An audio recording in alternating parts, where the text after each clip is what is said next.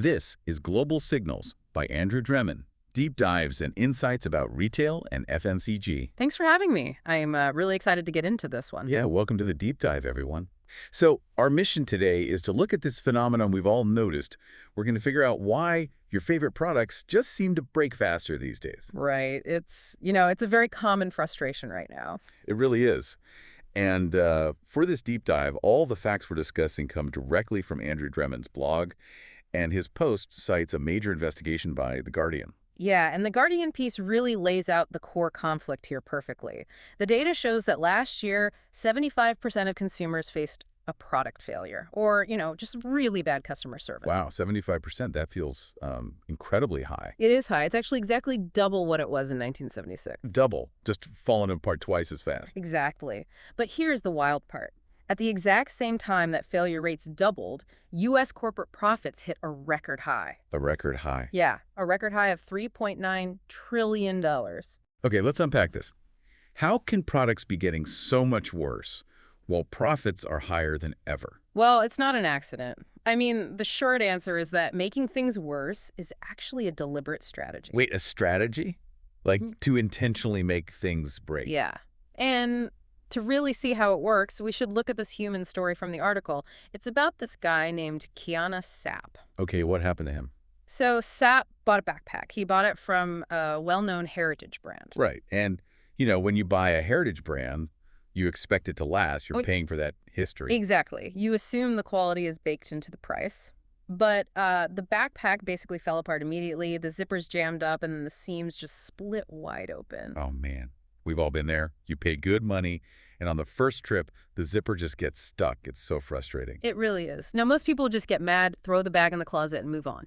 But Sapp didn't do that. What did she do? He got curious. He wanted to know why this brand he trusted would sell such garbage. So he looked up who actually owned the company. Oh, interesting. What does he find?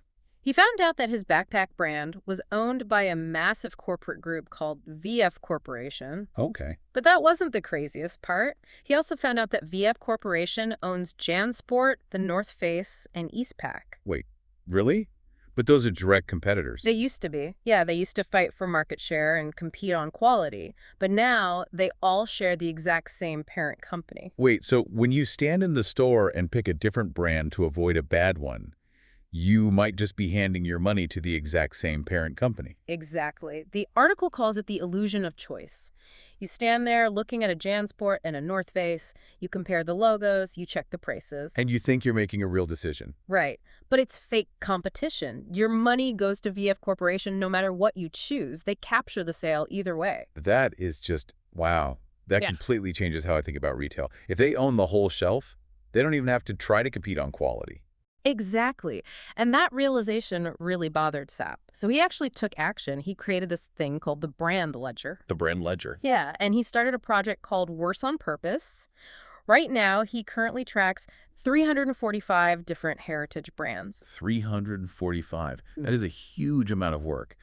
What is he actually tracking with this Worse on Purpose project? He's tracking exactly what happens to the physical products after a large parent company buys the brand. And I'm guessing the data shows a pretty clear pattern. Oh, yeah. A very clear pattern of downgrades. They change the materials to use cheaper fabric. They switch to single stitching instead of double stitching. Right.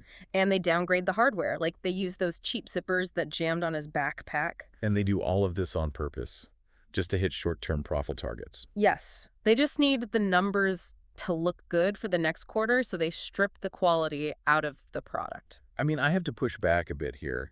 Ruining a good product on purpose just sounds like a terrible business plan. It does sound counterintuitive. Right. If you destroy the product, people just stop buying it. So how do they get to $3.9 trillion in profits? By making things worse. Well, the article explains that there's a very specific playbook for this. Dremen calls it the private equity playbook. Okay. How does the playbook work?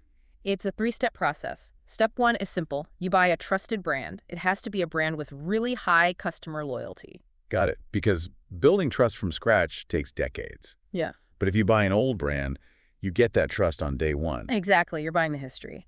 Then, step two is you strip out the manufacturing costs step by step. You find every tiny way to make it cheaper to produce. Like the fabric and the zippers we just talked about. Right. 100 little cuts. And then step 3 is where they make the real money. You ride the reputation of the brand. Ride the reputation. What does that actually look like in practice? It means you keep selling this new, cheaper product, but at the old premium price. Ah, I see. Yeah, you just rely on the trust people already have. People see the logo and just assume it's the same quality. And the companies keep doing this until the product is just a shell of itself. That makes total sense. It's like, imagine a restaurant that makes a famous soup, and they want to save money.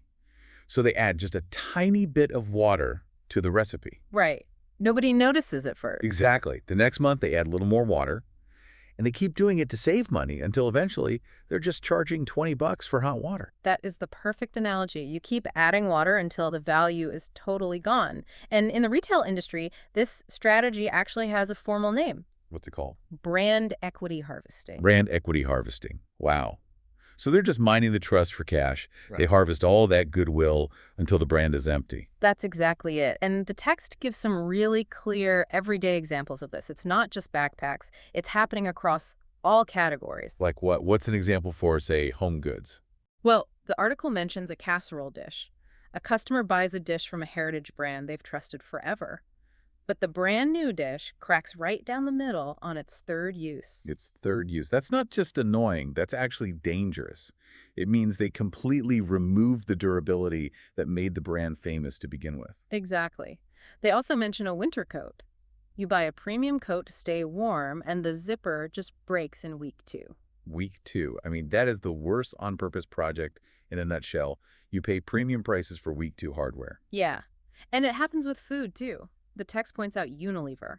When they acquired the gelato brand Talenti, they actually changed the ingredients. See, changing food ingredients feels incredibly risky. With gelato, the taste and texture are literally the only reasons people buy it. If you cheap out on ingredients, people are going to notice immediately. You'd think so.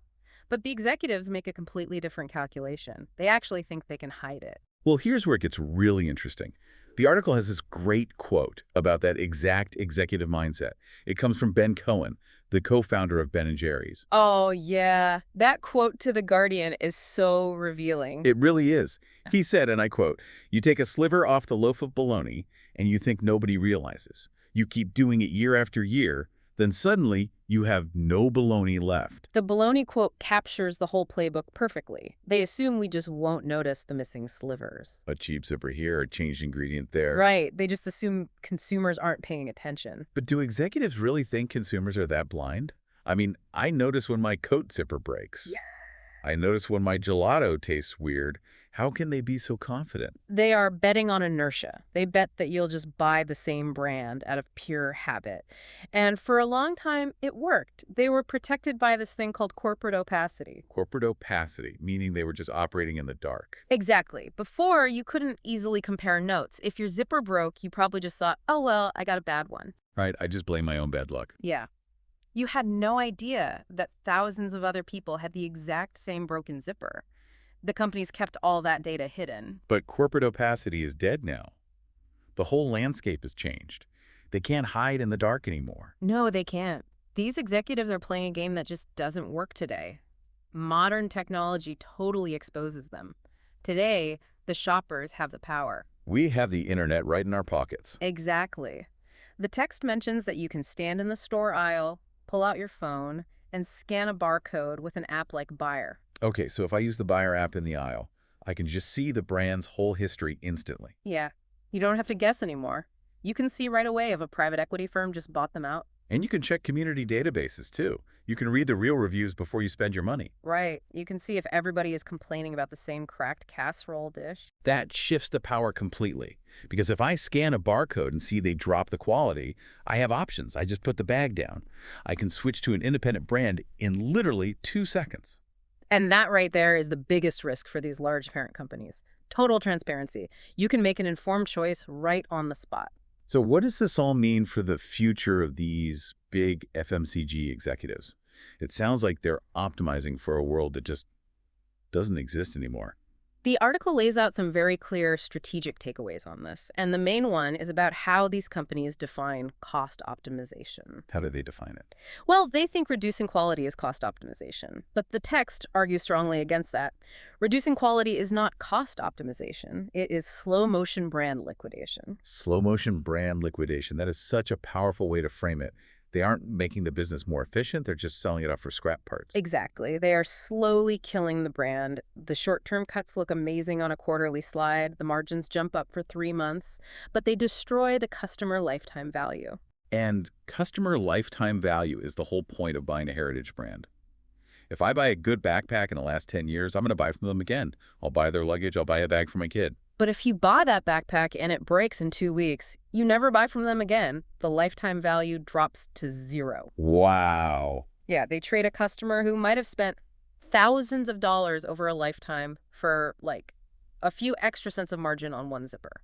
That is a massive blind spot for leadership. Yeah. And it just leaves the door wide open for disruption. A huge risk of disruption.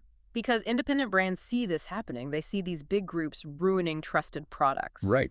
The independent brands that refuse to cheapen their products will just step in. They can just offer the quality that the heritage brands abandon, and they'll take the market share. That is exactly what the author predicts will happen. And the text actually ends with a final warning for retail leaders that ties all this together. Okay, what is the final warning? It says, when you treat customer trust as a depreciable asset, you destroy the terminal value of the enterprise. Treat customer trust as a depreciable asset. So they're trading their terminal value for a quick quarterly bump. Exactly. You can write down a physical asset on a balance sheet, but you can't just write down customer trust and expect the company to survive. Right. The terminal value is the long-term worth of the entire company. If the trust is gone, the terminal value is gone. Once people associate your logo with a jammed zipper or a cracked dish, you cannot easily win them back. That is such a crucial point. Well, that brings us to the end of our deep dive today. Let's just do a quick summary of what we covered from the source. Sure. So we started with the core conflict. Products are failing twice as often as they did in 1976. But at the exact same time, corporate profits are sitting at a record $3.9 trillion. And we learned exactly how they pull that off. We walked through the private equity playbook. You buy a heritage brand, cut the manufacturing costs, and then just ride the reputation until the brand is dead. It's a deliberate strategy of brand equity harvesting. But we also talked about the heavy price of that strategy. Cutting costs by destroying quality is a calculated choice, but it ultimately costs these companies their long-term trust. Right. And thanks to modern technology, they can't hide it anymore. Apps like Buy Mean Consumers can see right through the corporate opacity. We can just check the community databases right there in the store aisle. Yeah, and we can choose independent brands instead. Slow motion brand liquidation is a choice, but it absolutely destroys the terminal value of the company. It really does. And this actually raises an important question for you to think about. The article ends with these thoughts, and I want to leave them with you today. Go for it. How often do you notice heritage brands getting worse after an acquisition? And do you actually check who owns a brand before you buy it? You are listening to Global Signals by Andrew Drummond. Deep dives and insights about retail and FMCG.